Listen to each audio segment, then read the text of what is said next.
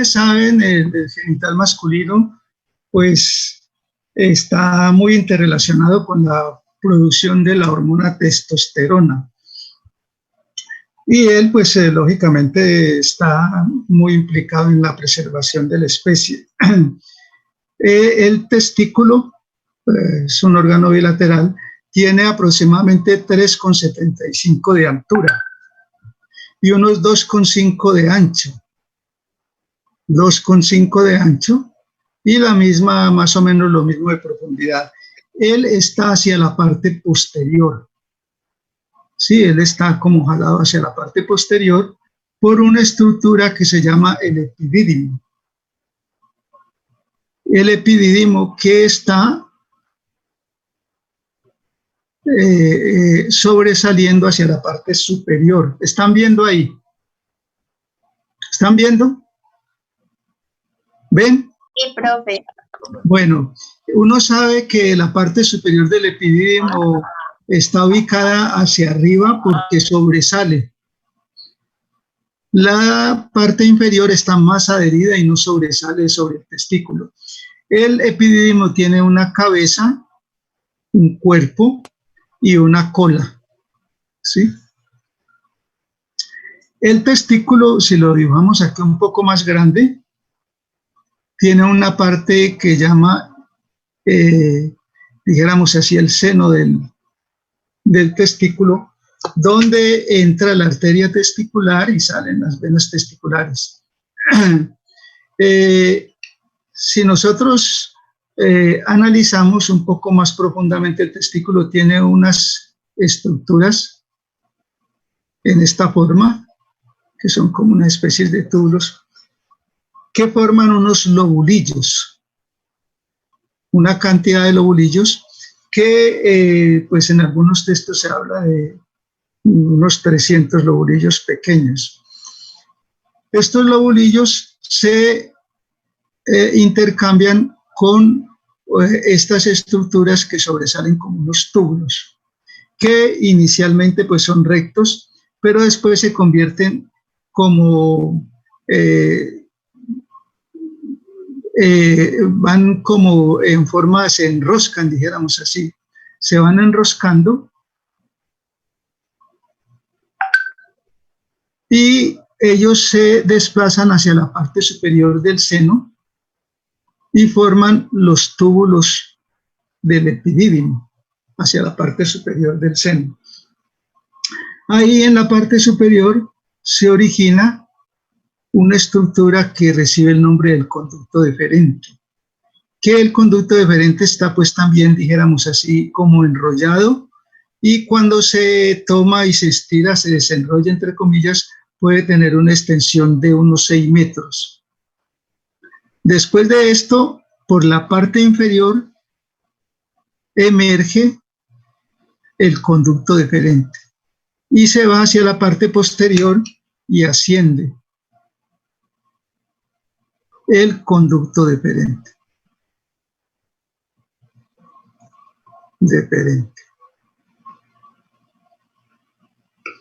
Si nosotros tomamos pues más específicamente una zona de estas, ¿sí?, y le hacemos un corte transversal, vamos a tener una célula que tiene un pequeño centro y tiene unas células de mayor tamaño en la periferia. Aquí en estas células es donde nosotros vamos a tener unas estructuras anatómicas, que son las donde se originan específicamente la parte inicial de los espermatozoides. La parte inicial de un espermatozoide, cuando está en su formación, se llama la espermatogonia. Está situada en esta zona, espermatogonia. Esa espermatogonia va a pasar a ser la espermátida.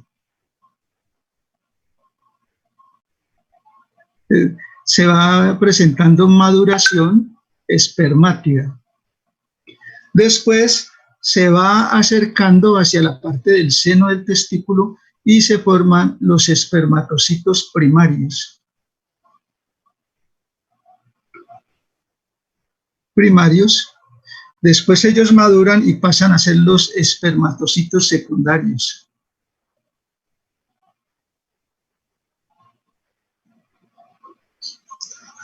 Estos espermatocitos secundarios ya van a dar origen a los espermatozoides, que son 23 en esa parte, y en el caso del hombre más XY. Una X y una Y.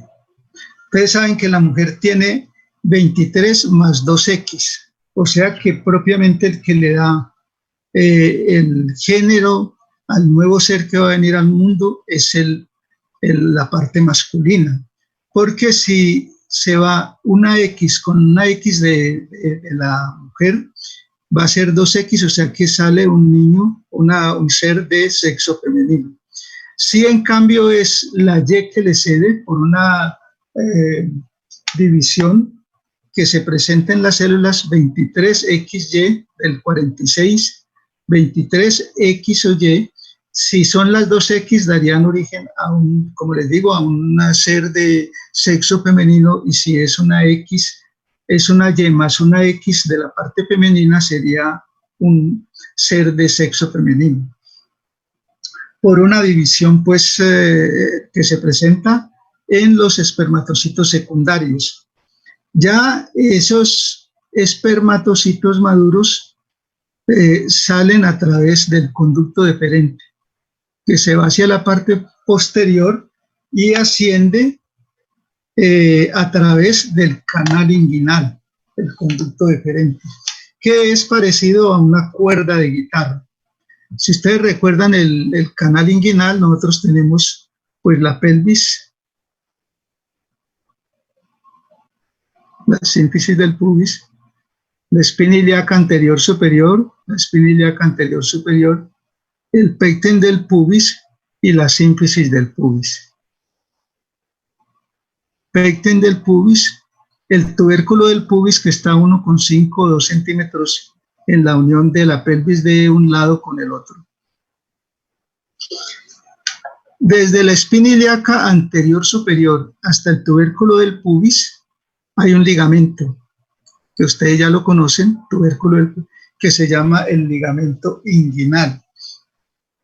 Si ustedes observan, aquí se ve como un espacio donde hay una cierta debilidad de la pared abdominal. Y en la parte inferior nosotros vamos a tener, donde está el tubérculo del pubis, el anillo inguinal externo, que tiene su pilar medial y su pilar lateral, y unas fibras crurales acá, y el ligamento lacunar, el anillo inguinal externo. En la parte superior del ligamento inguinal, nosotros vamos a tener el anillo inguinal interno.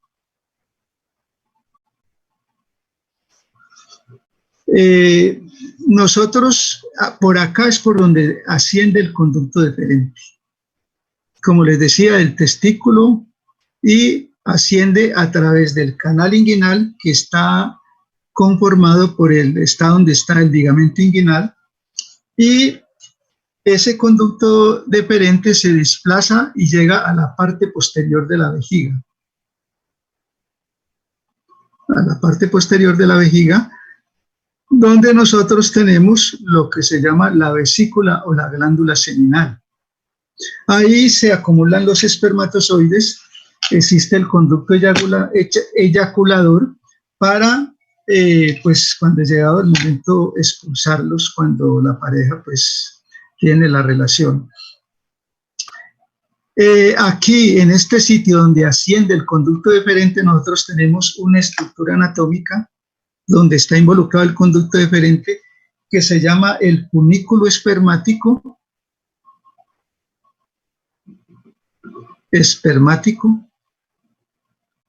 o también ustedes pueden usar la otra terminología, que es cordón espermático.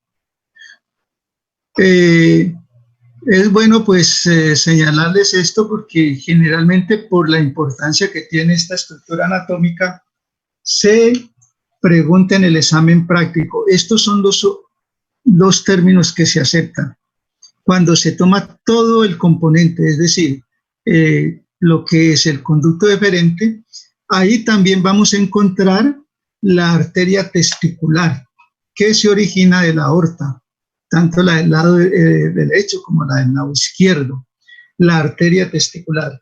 Vamos a encontrar en el funículo espermático o cordón espermático el plexo venoso pampiniforme. Plexo venoso pampiniforme, donde pues da origen a la vena testicular, que en el lado derecho desemboca directamente en la vena cava. En el lado izquierdo, el plexo venoso pampiniforme, que se convierte en la vena testicular, desemboca en la vena renal del lado izquierdo, en un ángulo de 90 grados. Es decir, aquí, por ejemplo, va la vena renal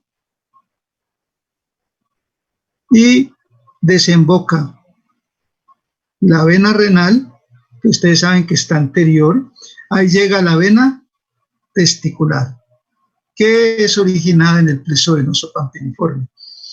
Este hecho de que la vena testicular del lado izquierdo llegue en un ángulo de 90 grados favorece una patología, que son unas venas varicosas que se forman en el testículo, ¿sí? Que son más frecuentes en el lado izquierdo por la razón que les acabo de explicar, que algunos la relacionan como causa de cierto grado de infertilidad, venas varicosas en el testículo, y que o se denomina también varicocele. ¿Y cómo se detecta? Porque ustedes le observan la parte del escroto, que es pues la bolsa donde se aloja el testículo, está llena de unas venas dilatadas.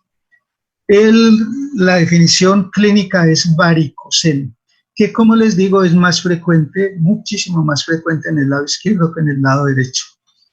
Esos son de los componentes del funículo espermático o cordón espermático por donde asciende el conducto deferente.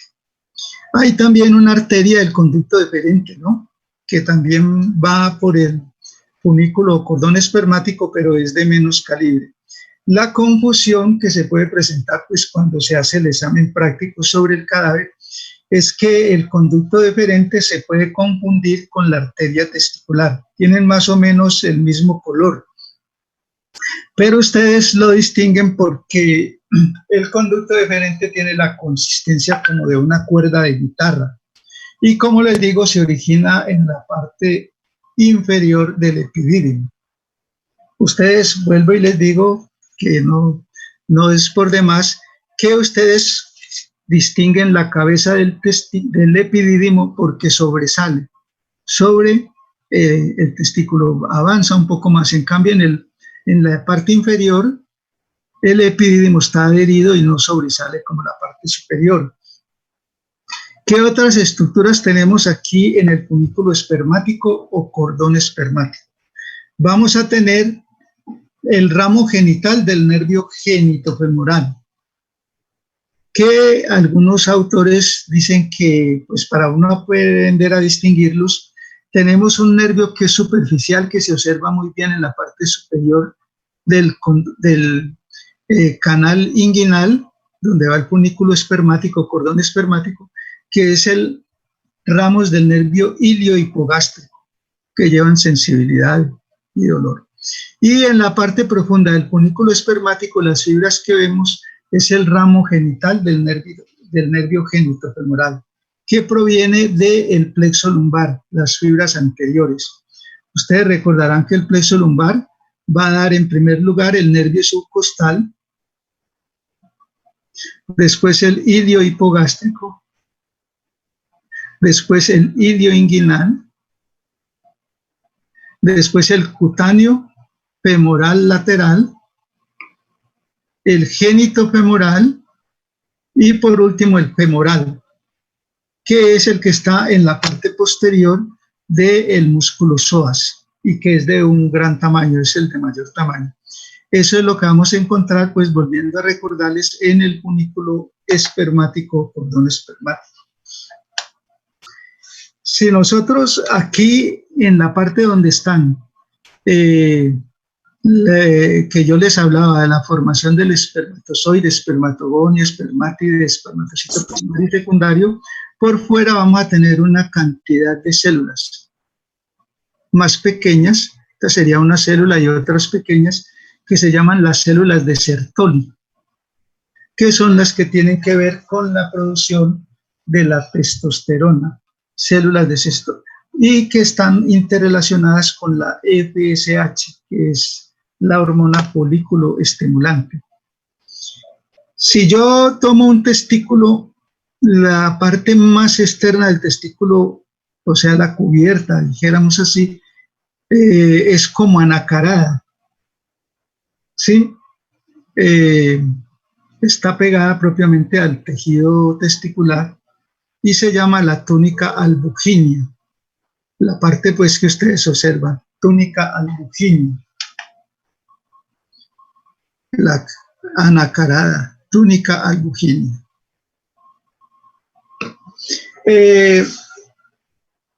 Yo tengo, aquí sería bueno hablarles de una patología muy frecuente, que es la hernia inguinal.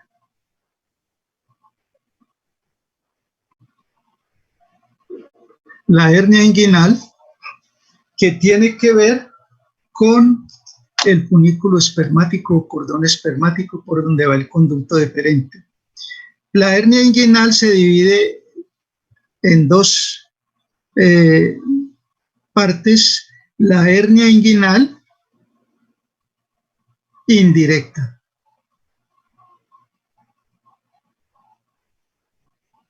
y la hernia inguinal directa.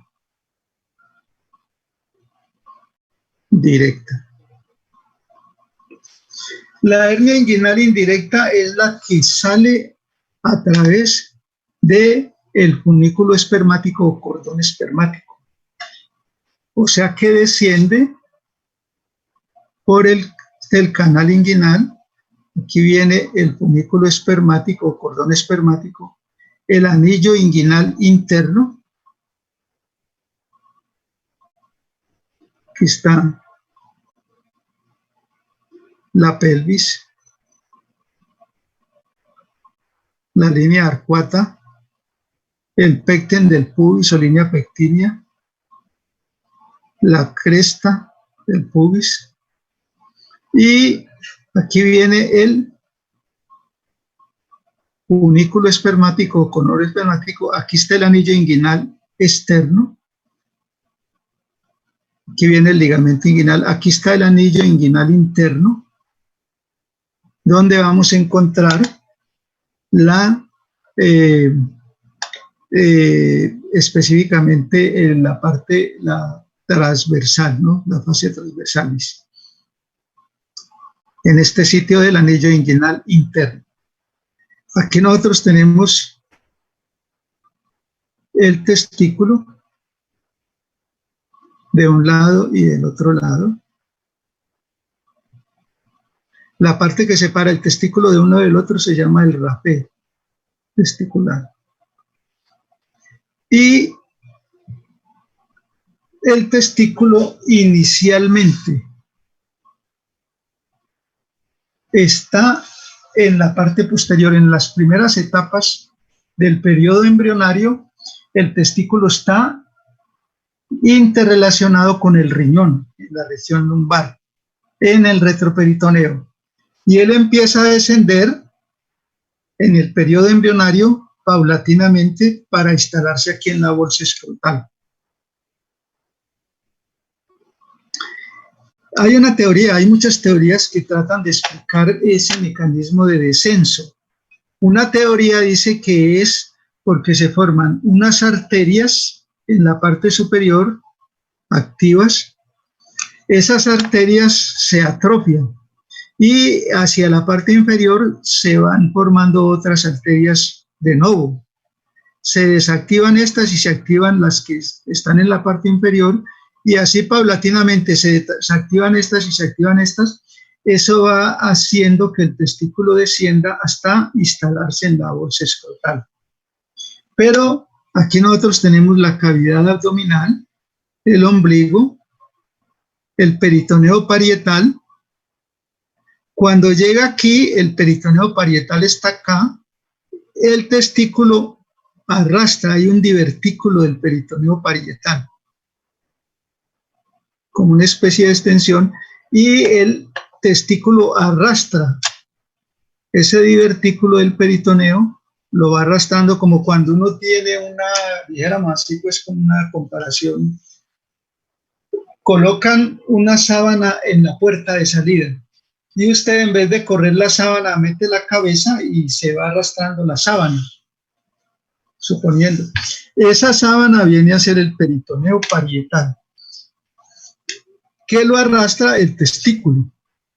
Lo va arrastrando, se lo va arrastrando. Y una vez, miren el tamaño del testículo, y una vez ha pasado el testículo por el canal inguinal, acompañado de las estructuras que yo le nombré, se instala acá y esta zona involuciona, es decir, se cierra el camino. Esa estructura que cubre al testículo hasta llegar acá, esa sábana entre comillas, eso se llama conducto peritoneo vaginal. Se llama conducto peritoneo vaginal, que se atrofia una vez el testículo se instala acá en la bolsa escrotal, se atrofia y pasa a constituir el ligamento vaginal. Ligamento. Ligamento. Pero en algunas personas hay dos patologías acá que podemos analizar. Una patología es que en algunas personas el testículo, pues hay muchas teorías, no llega hasta la bolsa escrotal, sino que se queda a mitad del camino. Eso se llama criptorquidia. Ustedes van a ver criptorquidia, que el testículo no llegue hasta la bolsa escrotal, sino que se quede a mitad del camino, un poco más alto en la parte media. ¿Y cómo se da cuenta uno? Ustedes examinan un niño de recién nacido y ven que en la parte, por ejemplo, del lado izquierdo está ocupada por el testículo, pero aquí no se toca solo la bolsa vacía. Y ustedes tocan como una tumoración que sobresale sobre la piel, que se evidencia en la parte superior, en la parte por donde va el conducto inguinal. Y ustedes ahí pueden hacer el diagnóstico de criptorquidia. Generalmente es unilateral, es de un solo lado. Ustedes tocan el testículo del lado contrario y lo observan bien, pero en el lado derecho, en este caso, tocan la bolsa vacía y una tumoración que levanta la piel en la parte del trayecto del canal inguinal. Ustedes tienen que hacer el diagnóstico paciente de tantos meses o un año que tiene una criptorquidia del lado derecho. ¿Qué pasa? Que ese testículo, cuando se detecta así en las primeras etapas, se hace la incisión en la piel, se localiza el testículo y como tiene adherencia se van quitando las adherencias paulatinamente con una tijera de Messelbaum. Se va pues quitando todas esas adherencias del testículo que está ubicado allá y se va jalando el cordón espermático paulatinamente, con delicadeza, se va jalando hasta que se logra instalar acá. Una vez se instala dentro de la bolsa, se abre la bolsa escrotal y esto pues sería bueno que alguno de ustedes le va a tocar hacer este procedimiento en algún momento, no sé cuántos. Una vez el testículo está acá en la bolsa escrotal, se toma un punto de cargo. Cargo es una sutura absorbible que se hace de tripas de carnero. En algún tiempo dijeron que de tripas de gato se hace cargo. Cargo cromado, se croma o puede ser cargo simple, pero se toma cargo cromado.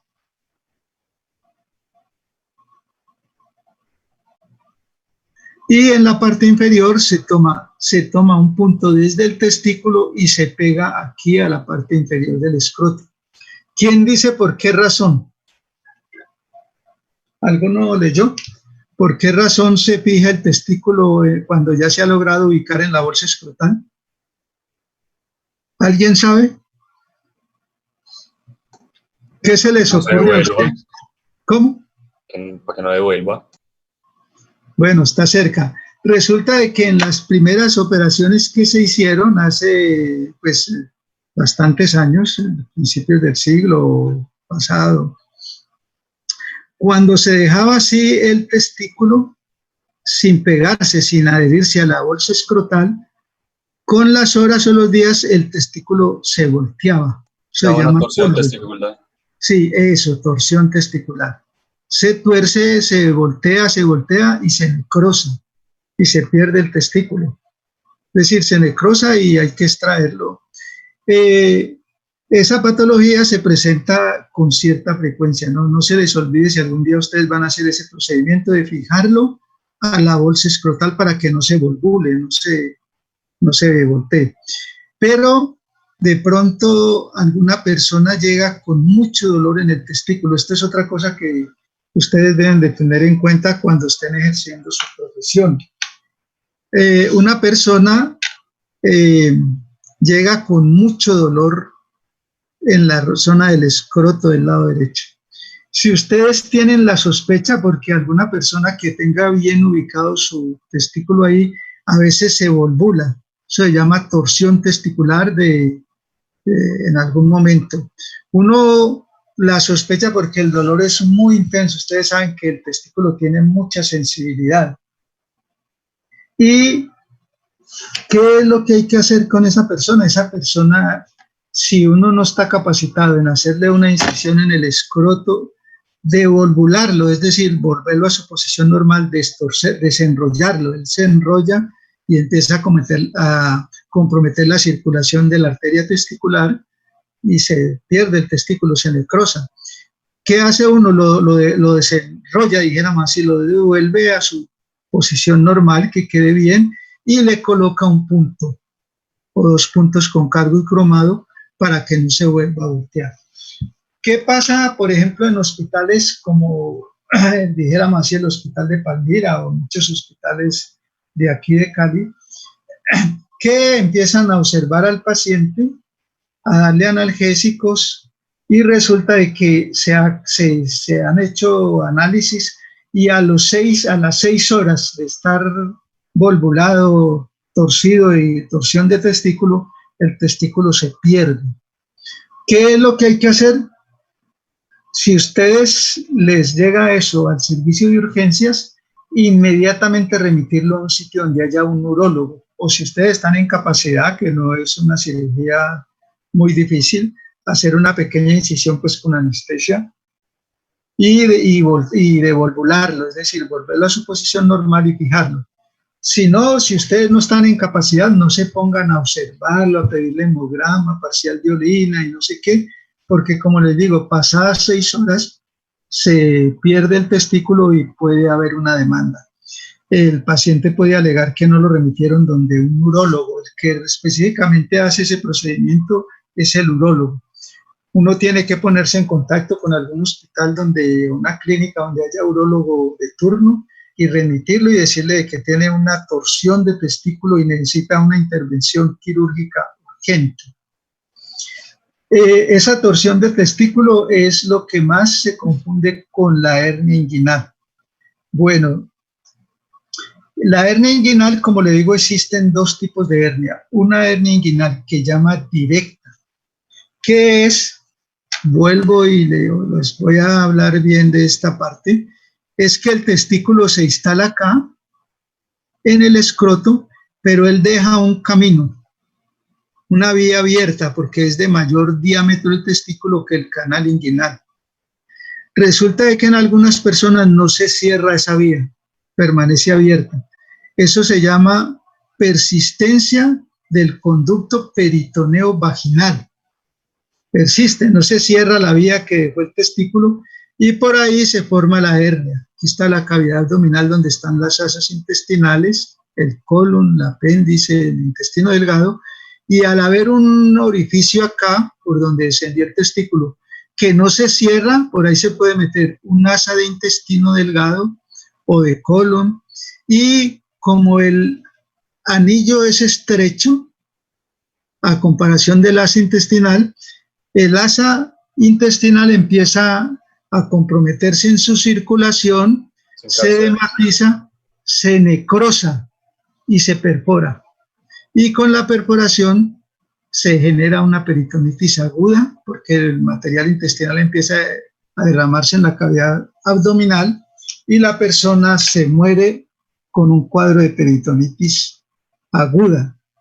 Se infecta el peritoneo y muere en peritonitis, sepsis, o sea, una infección se va a todo el organismo y la persona fallece. Por eso es que es importante, pues, corregir las hernias. Se llaman hernias inguinales indirectas, porque vienen y pueden descender hasta el testículo. También algunos las denominan hernias inguino-escrotales, por el escroto del testículo. La otra hernia que aparece es la hernia inguinal directa, que es una debilidad de la pared posterior. Para una pregunta que hacen mucho en los exámenes para residencia y resulta de que aquí van los vasos epigástricos inferiores, la arteria epigástrica inferior y la vena epigástrica inferior. La arteria epigástrica inferior es rama de la arteria ilíaca externa y desciende y pasa, pues, dijéramos así, hacia la parte inferior, arteria epigástrica inferior. La hernia inguinal indirecta sale lateral, o sea, hacia afuera, de los vasos epigástricos inferiores. Y la hernia inguinal directa sale medial. Esta es la línea media, ¿no? Aquí está el ombligo, la línea media, y la hernia inguinal directa por una debilidad de la pared posterior. O sea, hay dos tipos de hernia en esta zona. La hernia inguinal indirecta, que es la que viene por el canal inguinal, se instala en el testículo, que también se conoce como hernia inguino-escrotal. Y existe la hernia inguinal directa, que sale a través de la pared posterior, donde hay una debilidad. Yo no sé si ustedes recordarán, pues, la situación de los músculos del abdomen. Aquí tenemos el ombligo, aquí tenemos la apófisis, el manubrio, el esternón, el cuerpo del esternón, la apófisis sifoides. Donde se une el cuerpo del esternón con la apófisis sifoides, llega la séptima vértebra costilla. Llega la octava, novena y décima, y después tenemos las dos costillas flotantes, la 11 y 12. Aquí tenemos el ombligo, ¿sí?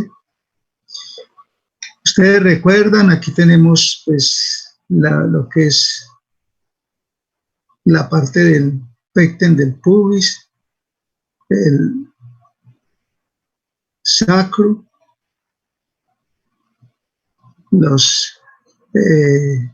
el hueso sacro, los orificios sacros anteriores, la sínfisis del pubis, el orificio obturador, y de la sínfisis del pubis hay un músculo que llaman el músculo piramidal, que es inconstante, ¿no?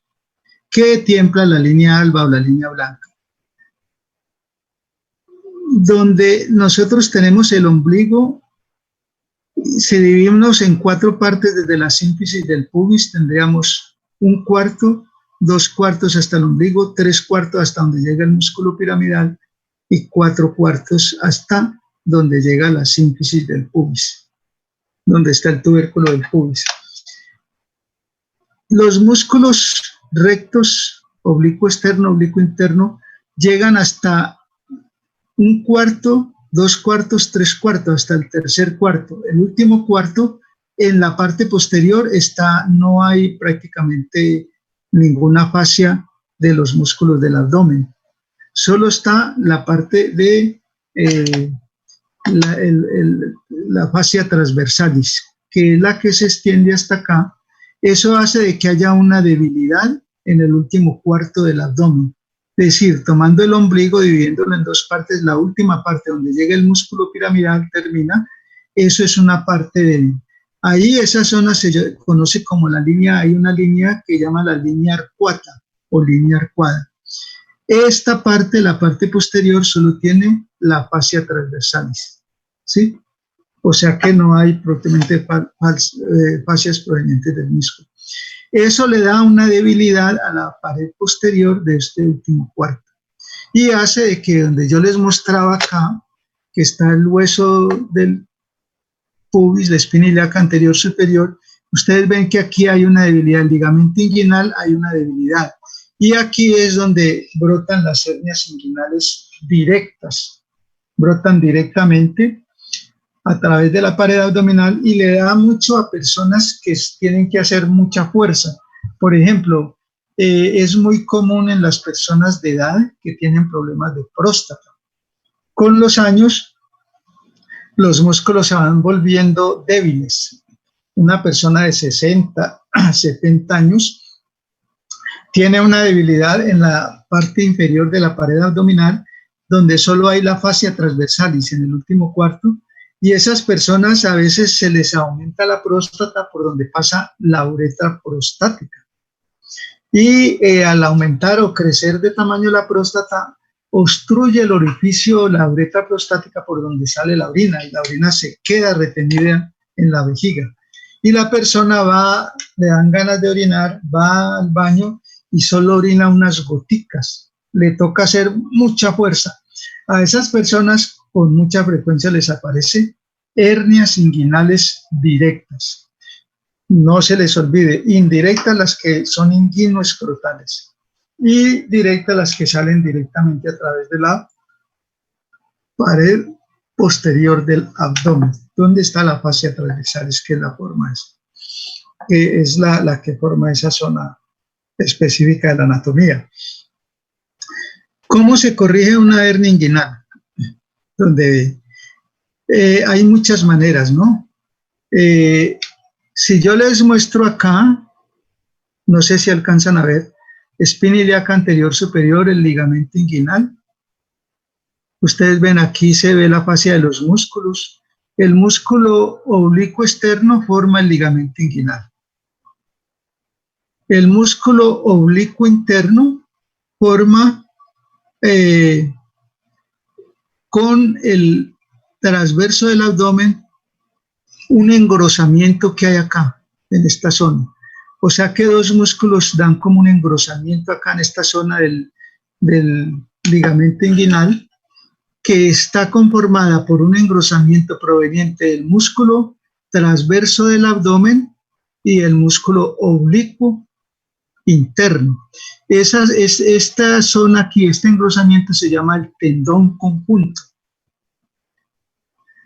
Lógicamente, hace muchos años, un doctor Bassini, de apellido Bassini, B-A-S Bassini, de origen italiano, él dijo, no, aquí hay una debilidad, por eso es que se forman las hernias. Y él corregía la hernia y acercaba el ligamento inguinal aquí a la parte de la línea pectínea, o sea, cogía puntos y claro, reforzaba la fortaleza de esta zona. Incluso él le inventó esa cirugía en 1880, por ahí 90, y hasta hace unos 15 o 20 años esa era la técnica que se usaba para corregir la hernia inguinoescrotal y la hernia directa. Se tomaban puntos acá sin estrangular lógicamente el funículo espermático, dejándole un buen margen aquí para que no... Se tomaba este ligamento y se acercaba aquí hacia la parte de la pelvis, el pecten del pubis. Y se corregía pues la persistencia del conducto peritoneo vaginal.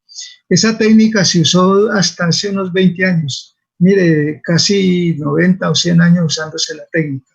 Hoy en día, con el descubrimiento, se usaron muchos tejidos para corregir, pues, y darle fortaleza a esa zona. Se usó, por ejemplo, reforzamientos con la fascia lata, reforzamiento usando tejidos, pues, de nylon, mallas de nylon. Pero hoy en día se tiene mucho éxito. Hace unos 10 años o 12 años se empezó a hacer una malla que recibe el nombre de malla de Marles. Malla de Marles, el que la popularizó, Marles. Lo que pasa es que la persona que a veces descubre algo, él le coloca el nombre de esa persona para tratar, pues, de perdurar con el tiempo. Malla de Marles, o también se conoce como malla de polipropileno. El polipropileno, o prolene como se llama, es una sutura hecha a base de petróleo. Malla de polipropileno o malla de Marles.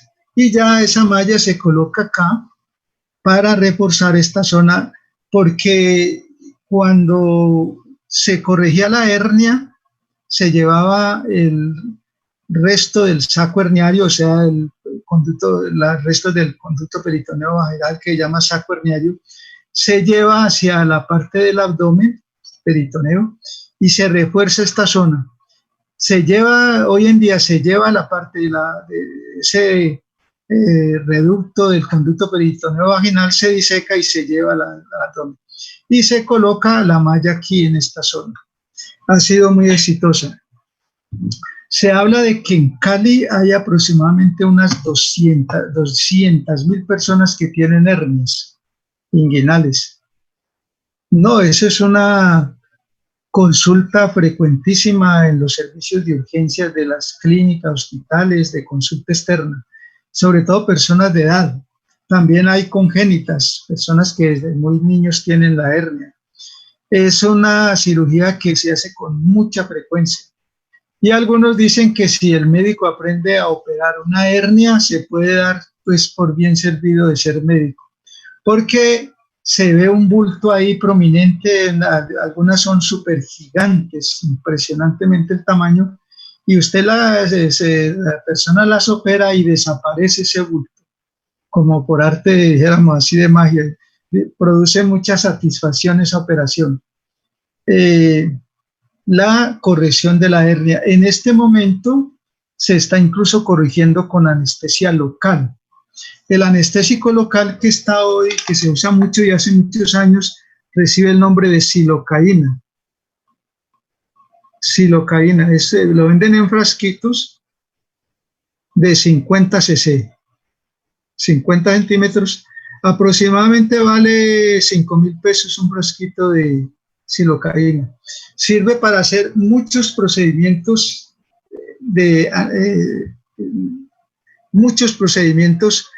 porque se aplica y la persona no siente, se puede operar. Incluso, como les digo, ahora se está usando para operar las hernias inguinales.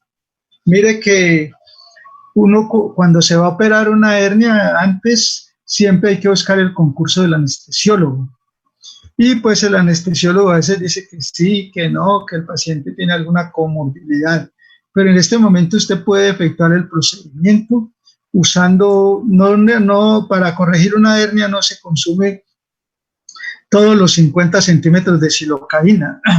Con 40 centímetros o 30 usted puede hacer ese procedimiento. Entonces, si quiere, les muestro cómo se corrige una hernia inguinal por una persistencia del conducto peritoneo vaginal.